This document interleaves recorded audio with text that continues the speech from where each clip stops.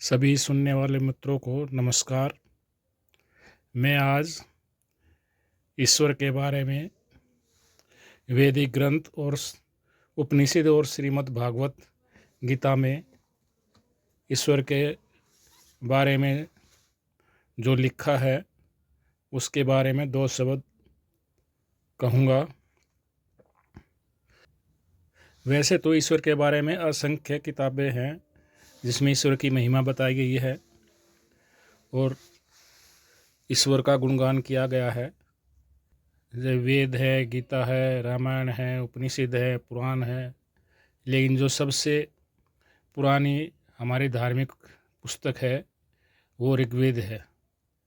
उसमें भी ईश्वर का, निराकार ईश्वर का वर्णन है। और उसके बाद जो भारत में को विश्व में हिंदुओं की जो सबसे प्रसिद्ध पुस्तक है वो श्रीमद् भागवत गीता है। उसमें भी ईश्वर का वर्णन किया गया है। तो मैं इन्हीं दो पुस्तकों में से और उपनिषद में से कुछ ईश्वर के बारे में बता रहा हूँ। पहले मैं ऋग्वेद और अन्य वेद और उपनिषद के बारे में बता रहा हूँ। विश्व के जितने भी धर्म हैं वे मानते हैं इस सृष्टि की रचना की है और वो इसका पालन कर रहे हैं और विनाश करके इनका पुनर्निर्माण करते हैं। सृष्टि को नष्ट करके फिर पुनर्निर्माण करते हैं। जो एक ही प्रभु पृथ्वी पर रहने वाले सभी जीवों का स्वामी है। ईश्वर एक है परंतु गुण अनेक हैं, उसके नाम भी अनेक हैं। वेदों के जानकार बताते हैं भगवान का नाम ओम है। ओम का सिमरन करो। सभी आत्माओं में होने के कारण ये परमात्मा है। एक ही सत्य स्वरूप में ज्ञानी जन अनेक नामों से पुकारते हैं। प्रभु के नित्य सर्वत्र हैं, मुख सर्वत्र हैं, जिसके बाहु भुजाएं सर्वत्र कार्य कर रहे हैं। कर्मों के अनुसार फल देता है। उसका एक ही पूजा करना बताया गया है। उस एक ही की पूजा करना बताया है। एक ही देव संसार का उत्पादक, जो उस आनंद रूप ब्रह्मा को जानता है उसे दुख नहीं होता। ऋग्वेद का 8/3/11 श्लोक है। सदा से महान और आश्चर्यकरण ईश्वर आनंद में रक्षण के द्वारा और आनंद में शक्ति की ओर सृष्टि के निर्माण द्वारा हम सबका मित्र होता है।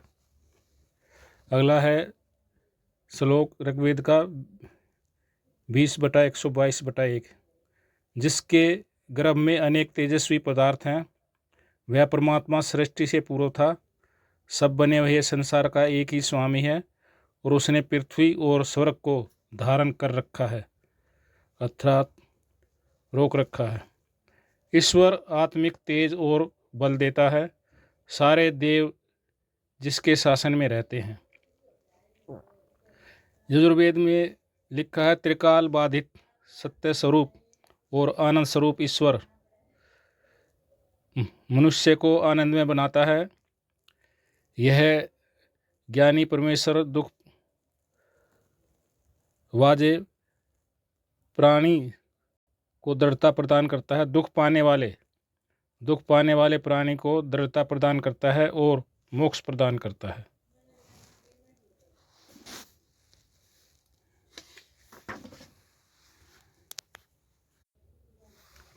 अथर्ववेद में भी प्रभु को आनंद स्वरूप बताया है, जिसके नियंत्रण में सभी लोग हैं और इस विशाल अंतरिक्ष को जिसने बस में किया है और यह सूर्य उनके कारण चमकता है। उस आनंद स्वरूप ईश्वर की हम आत्मा द्वारा पूजा करें। ईश्वर की भक्ति में मनुष्य भी ज्ञान, आनंद, अनेक गुणों का संचार होता है। अतः जीवन में आनंद के लिए आनंद स्वरूप का ध्यान आवश्यक है। ऋग्वेद के अनुसार ईश्वर की आंखें सब जगह हैं और हमेशा प्रत्येक वस्तु और प्रत्येक जीव को देख रहा है, जिसके अंग हर जगह हैं और हर जगह कार्य कर रहे हैं। वो सभी लोकों का निर्माण करता है। ऋग्वेद में एक श्लोक है 10/8/6, जहाँ से सूर्य उदय होता है और जहाँ पर सूर्य छिपता है वही श्रेष्ठ ब्रह्म है, कोई भी उसका उल्लंघन नहीं कर सकता। अथर्ववेद 10/7/7 अर्थात जिसमें प्रजापति सब लोगों का स्तंभन करके धारण किया है, वह सबका आधार स्तंभ है। वह निश्चय करके आनंद स्वरूप परमात्मा है। ऋग्वेद का श्लोक है जो भूत और भविष्यकालीन सबका अधिष्ठाता है, जिसकी आत्मीयता का आनंद ही कैवल्य है, उस ब्रह्म को नमस्ते है। ऋग्वेद का श्लोक 6/19/2 परमेश्वर सदा युवा रहता है, वह जरा अर्थात बुढ़ापे से रहित है। मनुष्य को चाहिए अपनी बुद्धि के अनुसार कर्मों के द्वारा पूजा करें। वेद में अनेक स्थानों पर ईश्वर को अजर अमर कहा है। ओम को ईश्वर का निज नाम बताया है। ऋग्वेद के श्लोक 1/94/2 के अनुसार परमेश्वर दुष्टों को उनके दुष्ट कार्यों का दंड देता है और अच्छे लोगों को सुख देता है। सज्जन लोगों दुष्टों को दंड देकर उन्हें अच्छे मार्ग पर लाना उसका उद्देश्य है। ऋग्वेद का 1/52/8 श्लोक है सर्वज्ञ और सर्वद्रष्टा होने से परमेश्वर सबके गुण और दोषों को जानता है और उनके कर्मों के अनुसार मनुष्य को उनका फल देता है।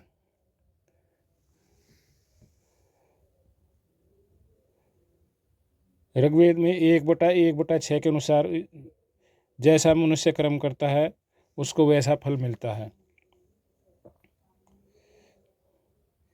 अथर्ववेद में 10/8/22 के अनुसार जो अनेक गुणों से युक्त सनातन ब्रह्म की उपासना करता है, वह संसार के भोगों को भोगता है, परमात्मा की दया से बहुत अन्न प्राप्त करता है। इससे अगले मंत्र में बताया गया है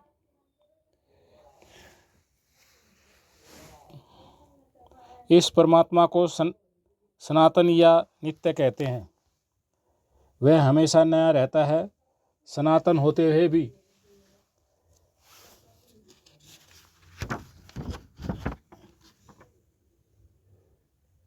वह हमेशा युवा है।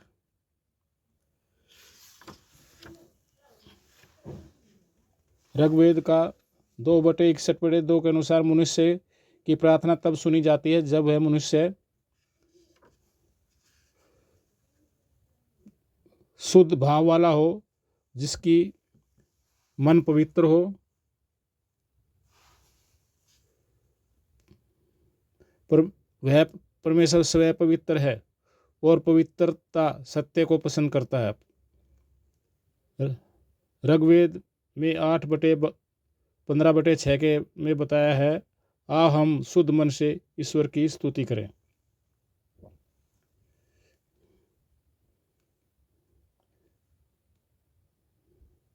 अतः ईश्वर सर्वत्र पवित्र प्रभु सूर्य को प्रकाशित करता है और वही सर्वथा एक सबसे विचार करने योग्य प्रभु संपूर्ण तेजस्वी पदार्थों को प्रकाश युक्त करता है। श्वेतांबर उपनिषद के अनुसार जो धर्म अधर्म, कृत अकृत और भूत भविष्य से परे है, उसे ही ईश्वर जानो।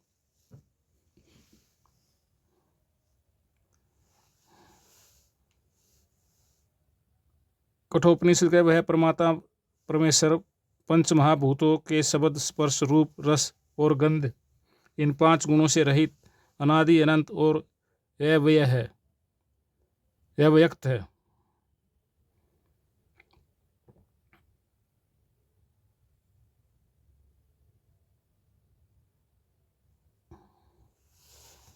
मुंडकोपनिषद के अनुसार ईश्वर हर जगह है, सारा विश्व ईश्वर से ओतप्रोत है और जो कुछ भी अच्छा है वह ईश्वर का प्रकाश है।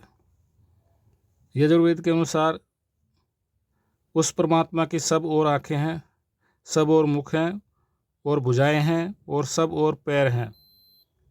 वह देव क्रियाशील परमात्मा से सूर्य और पृथ्वी लोक को कार्य रूप में प्रकट करता है। उस अनंत इस बलशाली पराक्रम से सब जगत को प्राप्त हो रहा है।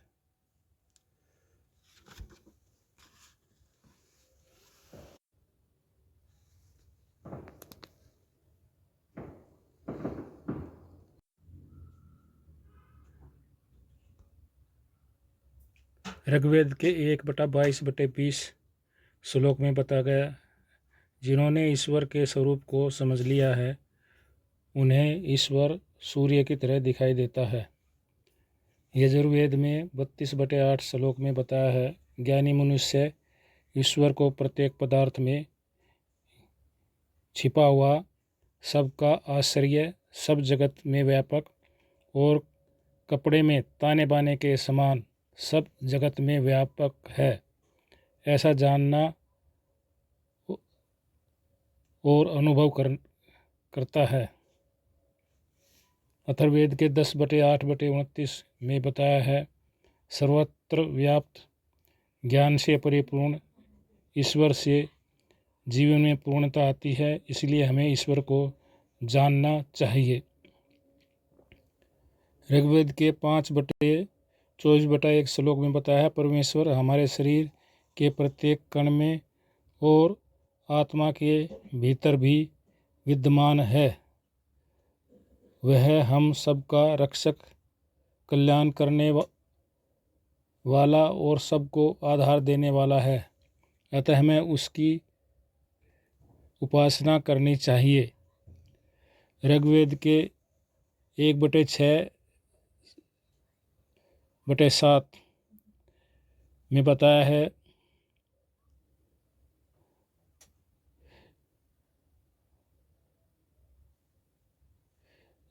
न जन्म लेने वाला ईश्वर पृथ्वी को धारण करता है, अंतरिक्ष, अन्य लोक और सूर्य आदि पदार्थों को गिरने से रोकता है।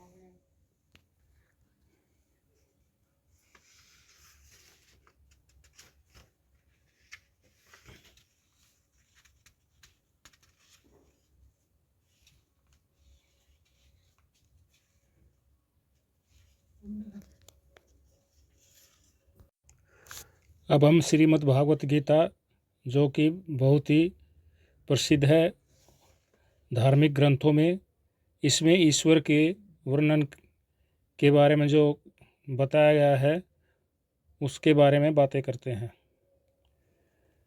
अध्याय नंबर 4 श्लोक, इसमें बताया है, ईश्वर अजन्मा तथा अविनाशी है, समस्त जीवों का स्वामी है, फिर भी प्रत्येक युग में अपने आदि दिव्य रूप में प्रकट होता है। अध्याय 7 श्लोक नंबर 11 में बताया है, भगवान कहते हैं, जो समस्त जीवों का आदि बीज है हूँ, बुद्धिमानों की बुद्धि तथा समस्त तेजस्वी पुरुषों का तेज हूँ।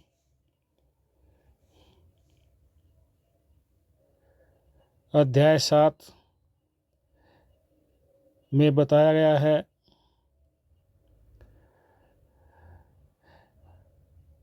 मैं प्रत्येक जीव के हृदय में परमात्मा स्वरूप में स्थित हूँ। जैसे ही कोई किसी देवता की पूजा करने की इच्छा करता है, मैं उसकी श्रद्धा को स्थिर करता हूँ, जिससे वह अपनी विशेष देवता की भक्ति कर सके।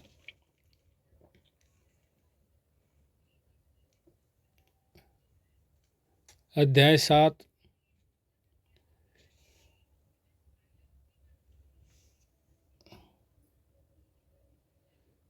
और श्लोक नंबर 2, इसमें बताया गया है, मैं मूर्खों तथा अल्पज्ञों के लिए कभी भी प्रकट नहीं हूँ। उनके लिए तो मैं अपनी योग माया के द्वारा अदृश्य रहता हूँ।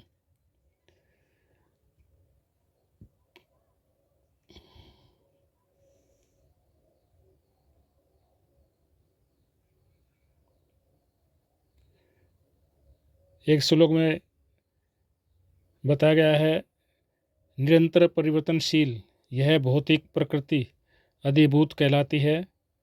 भगवान का विराट रूप, जिसमें सूर्य तथा चंद्र जैसे समस्त देवता सम्मिलित हैं, आदिदेव कहलाते हैं, अधिदेव कहलाता है, तथा प्रत्येक देहधारी के हृदय में परमात्मा स्वरूप में स्थित है।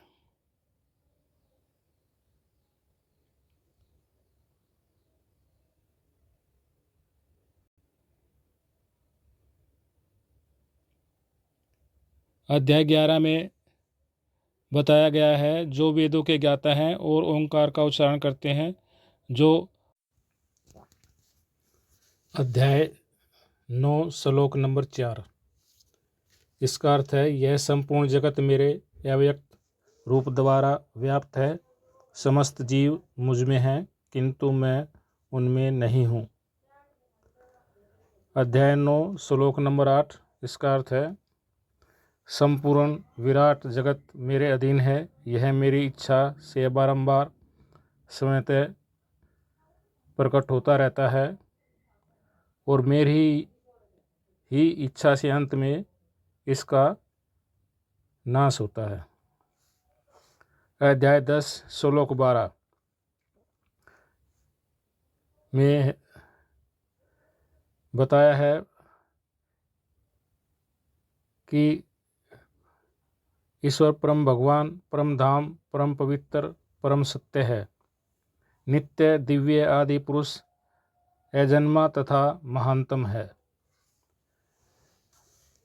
अध्याय 10 श्लोक नंबर 42। इसमें भगवान कहते हैं, हे अर्जुन, बहुत जानने से क्या प्रयोजन। मैं इस संपूर्ण सृष्टि को अपनी योग शक्ति के एक अंश मात्र से धारण करके स्थित हूँ।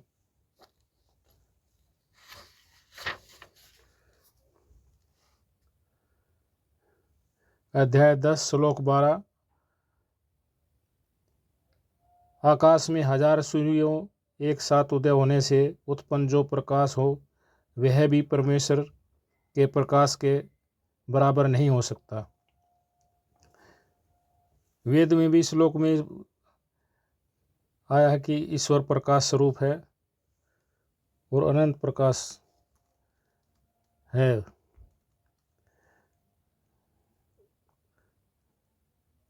अध्याय 11 श्लोक 43। इसमें बताया है, परमात्मा इस चराचर जगत के पिता और सबसे बड़े गुरु एवं अति पूजनीय है।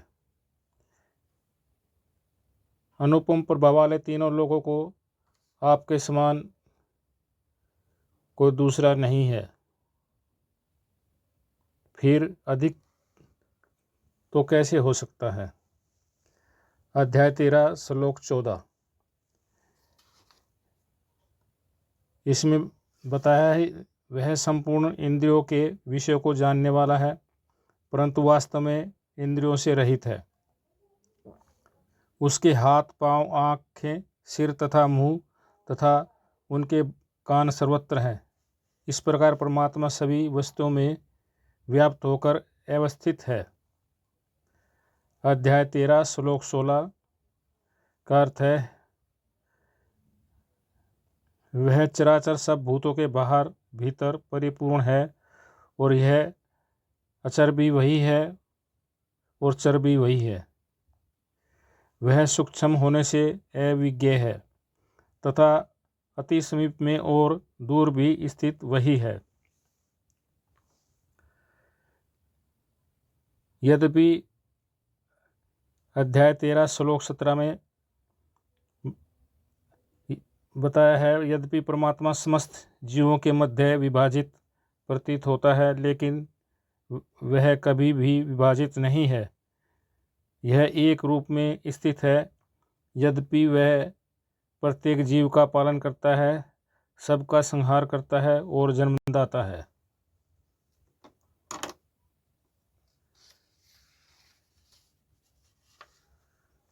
अध्याय 17 श्लोक 23।